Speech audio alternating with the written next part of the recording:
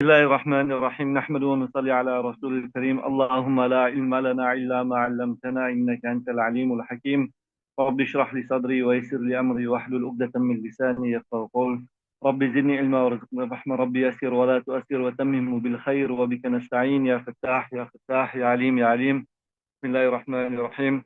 Carrying on from where we stopped yesterday. بسم الله الرحمن الرحيم. So if you find a discrepancy in the hadith itself, then it is because of the different isnad of the hadith.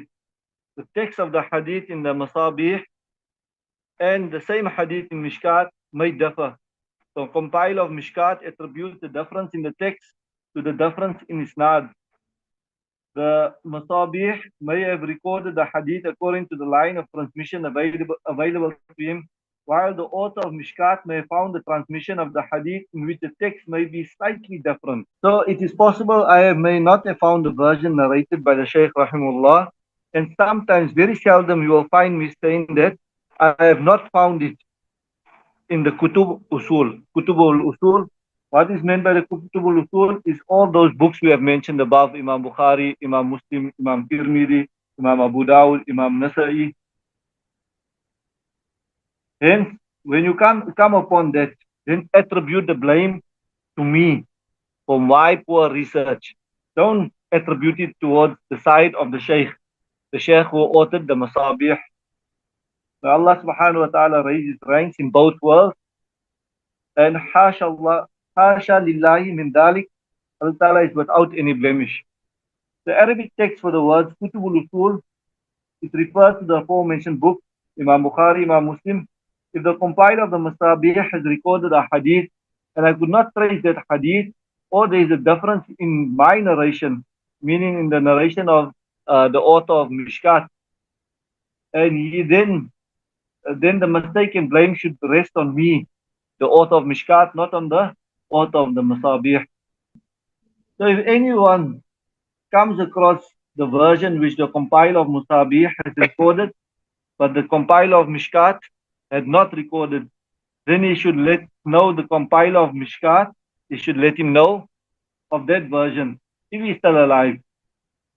After the compiler of Mishkat has passed away, then he should add it into the book. So the compiler of Mishkat says that he recorded the versions as he found recorded in the Masaabih, in the original book, reflecting from the Shaykh, the compiler of Masaabih. He's also cleaned himself from criticism, says that he did not rest, he did not pay any effort in investigating and searching for the best of his ability to find that. So he's trying to say that don't just say that I was lazy or I was weak and I couldn't find it. He says I did my best, I tried my best, I searched everything to the best of my ability before I completed everything. And then if I did not find anything, then أشار إليه رضي الله عنه من غريب أو ضعيف أو غيرهما بينت وجهه غالبا وما لم يشر إليه مما في الأصول فقد خفيته في تركه, and that which is indicated, which the Shaykh indicated from hadith is غريب or da'if, or besides that I made clear it means majority of the time, and that which he did not explain, or which did not make clear مما في الأصول, from that which was in the usul, then I have left it out إلا في مواضع للغرض, except in particular places. So the compiler of the Masaabih has indicated aspects of a hadith recorded by him, whether they were Hasan, Gharib, Da'if, Shad, or Munkar. The compiler of Mishkat has explained that in Mishkat, he explained it in Mishkat and said that why a hadith was specified as Gharib or Da'if.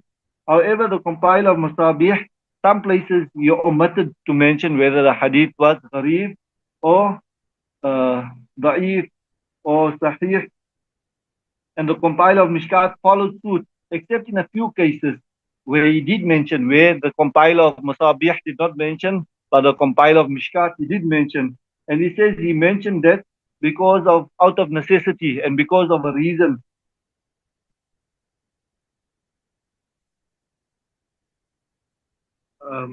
وربما تجد مواضع مهملة وذلك حيث لم أقصر على رواية راويه فدركت البياض فإن عشرت عليه فإن أشرت عليه فالحقه به أحسن الله جزاء. So in some places where I did not find the source and so I could not place it there. So I left it clear. So if you come across that, then place it there. And Allah subhanahu wa ta'ala reward you. Yes. So there is some places in the kitab where you will find that there's no rawi after that, and he left it blank. So if you do come across the rawi, you just mention in there. You write it in. سميت كتابة بمشكاة المصابيح وأسأل الله التوفيق والإعانة والهداية والصيانة والتيسير ما أقصده وأي. And he mentions that he have named the kitab Mishkat al-Masaabih. Why? The original kitab's name was Masaabih. Masaabih is a plural for the word misbah, which means a lamp, a light. And the word Mishkat means a niche. You know what's a niche? A niche is a hole in a wall. You know, in the olden days, they used to they had a hole in the wall where it's carved in. Then they put a light inside there. The light stands there and it shines out. So that carve in the wall, that niche in the wall, that is Mishkat. Yes. Plus the light inside, Mishkat al-Masaabih. So when you see a light inside a hole in the wall carved out, that is called Mishkat al-Masaabih. The whole picture itself. So the light itself is the misbah, Masaabih, and the niche inside. So he says that's why I named it Mishkat al-Masaabih, to complete it. To complete the whole thing.